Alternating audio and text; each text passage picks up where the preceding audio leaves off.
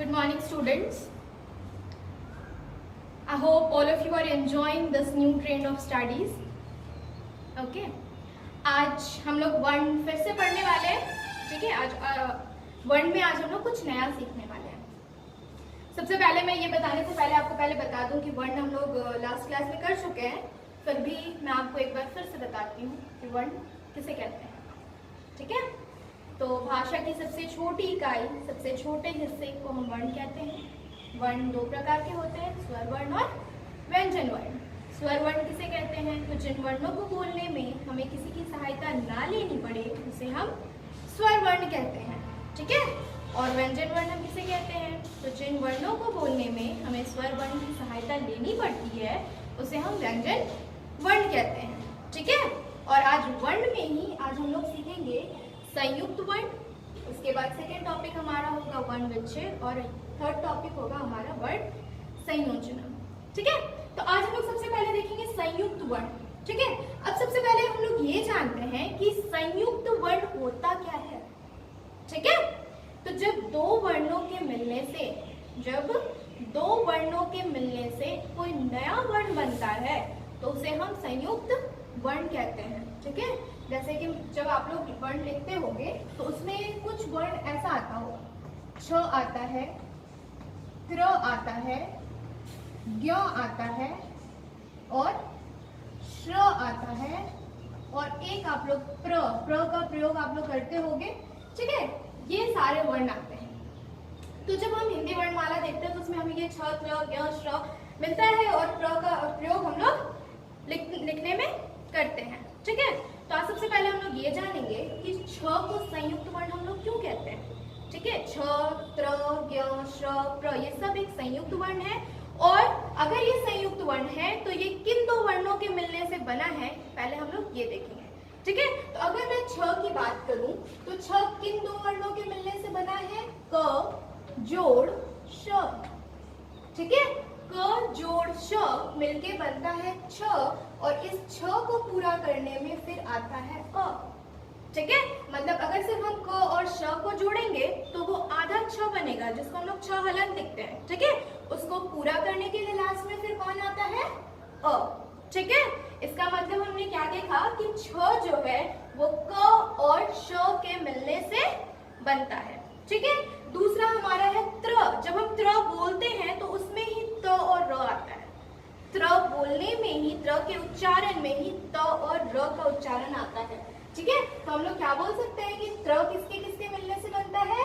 त, र और अ. त, र और अ के मिलने से बनता है त्र. ठीक है. दूसरा हमारा है ज्ञ.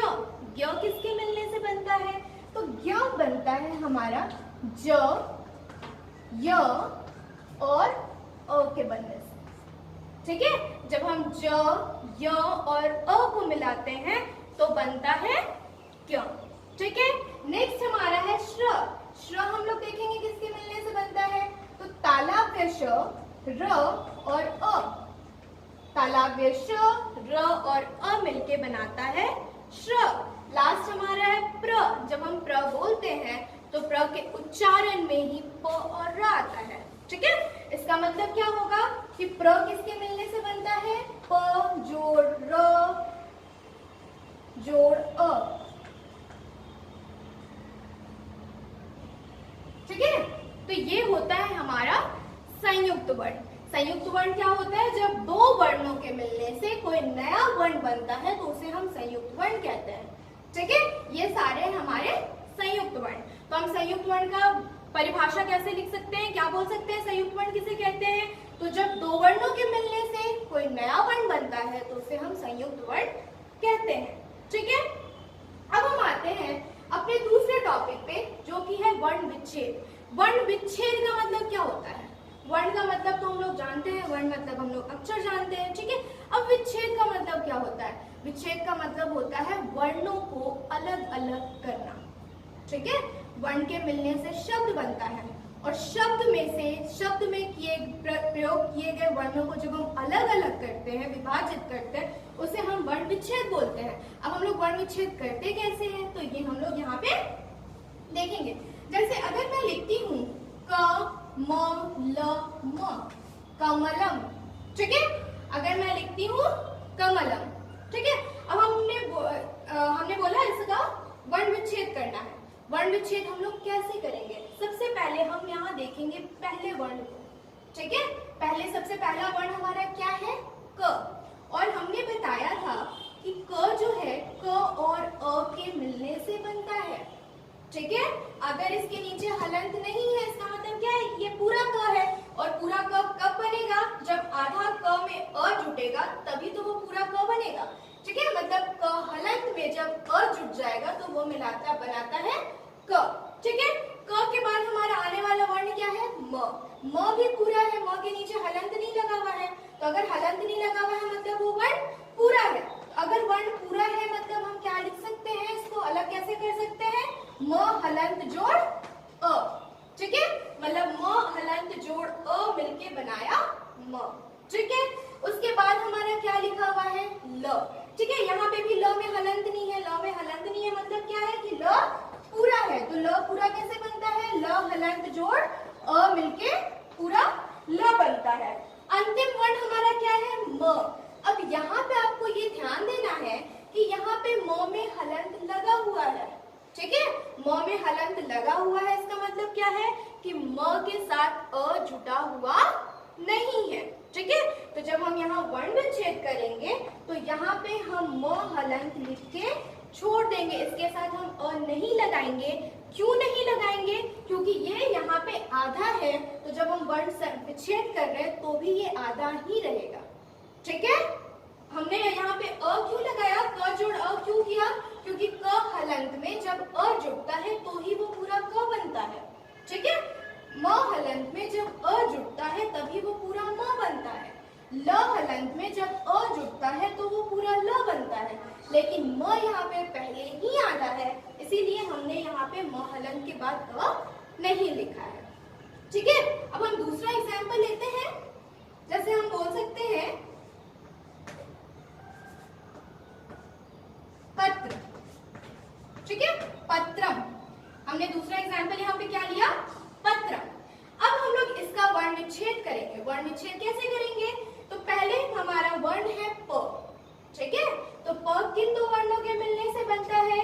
प हलंत जोड़ अ। प हलंत में जब हम अ जोड़ेंगे तो वो बनता है पूरा प, ठीक है। नेक्स्ट वर्ण हमारा क्या है? त्र। और अभी हमने पढ़ा त्र किन दो वर्णों के मिलने से बनता है? त और र के मिलने से त्र बनता है, ठीक है। और यहाँ पे भी हलंत नहीं है, तो इसीलिए हम पूरा करने के लिए उसके साथ क्या जोड़ेंगे? अ, ठीक है। त्र एक संयुक्त वर्ण है और त्र किन दो वर्णों के मिलने से बना है? त और र, ठीक है। तो जब हम इसका विन्यास करेंगे, विच्छेद करेंगे तो हम क्या लिखेंगे? त हलंत जोड़ र हलंत जोड़ अ। ये त हलंत जोड़ र हलंत और अ मिलके पूरा बनाया क्या? त्र, ठीक है। अंतिम वर्ण हमारा फिर से म है और इस म में फिर से हलंत है, ठीक है। तो अगर म में हलंत है इसका मतलब म में अ जुटा हुआ नहीं है, तो जब हम इसको विन्यास करेंगे तो म हलंत लिख के हम छोड़ देंगे, ठीक है।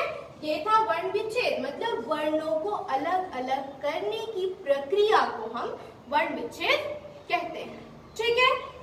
अब नेक्स्ट है हमारा वर्ण संयोजन। अब वर्ण का मतलब अक्षर हम लोग जानते हैं, संयोजन का मतलब क्या होता है?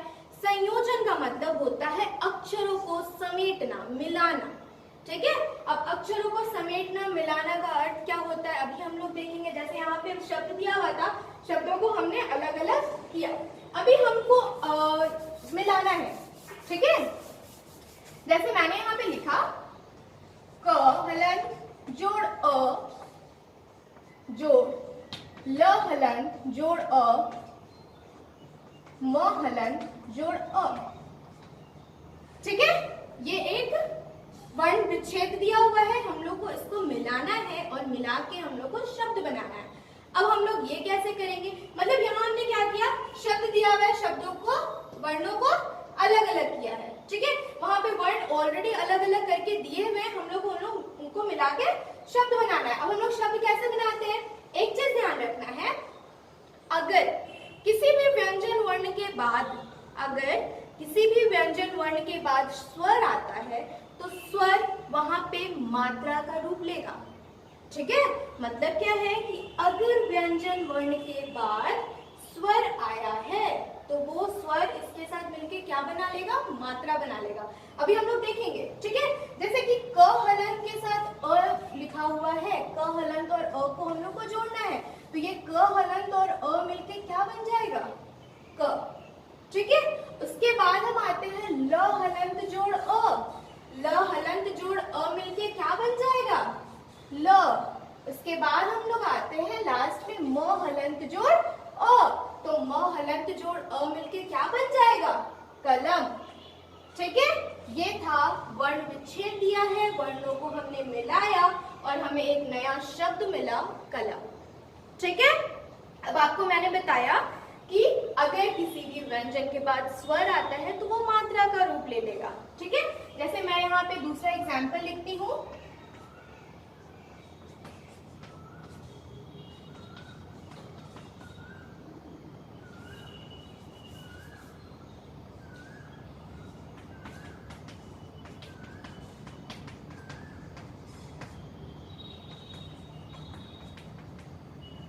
देखिए, मैंने यहाँ पे एक फिर से वर्ण विच्छेद दिखा है। अब हम लोग को इन वर्णों को मिला के एक शब्द बनाना है।